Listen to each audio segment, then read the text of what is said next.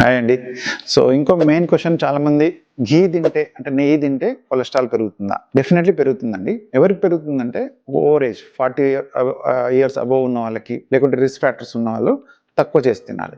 But young పిల్లల్లో, పెరిగే పిల్లల్లో, ఎదిగే పిల్లల్లో, స్పోర్ట్స్ ఆడే పిల్లల్లో, లైక్ 7-8 ఇయర్స్ వాళ్ళకి ఘీ మంచిదే.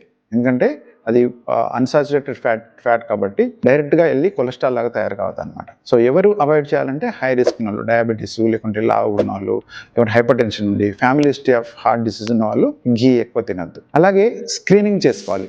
లిపిడ్ ప్రొఫైల్ అనేది LDL levels, lipid profile screening ఎవరికి చేయాలి అంటే హై రిస్క్, లేకుంటే ఫ్యామిలీలో చాలా మందికి కొలెస్ట్రాల్ ఎక్కువ ఉన్నట్టయితే at the very young age 2 years అప్పుడే టెస్ట్ చేసుకోవాలి. అలాగే తర్వాత 11 to 14 ఇయర్స్ అప్పుడు ఒక స్క్రీనింగ్ చేసుకోవాలి.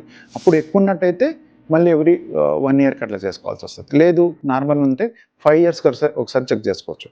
బట్ ఆఫ్టర్ 40 ఇయర్స్ అట్లీస్ట్ ప్రతి ఒక్క మనిషి లిపిడ్ ప్రొఫైల్ అనేది చేయించుకోవాలి. సో దాన్ని బట్టి ఫర్దర్గా ఎక్కువ ఉన్నట్టయితే ఎవ్రీ ఇయర్, లేదన్నట్టయితే 5 ఇయర్స్కి ఒకసారి చెక్ చేయించుకోవచ్చు.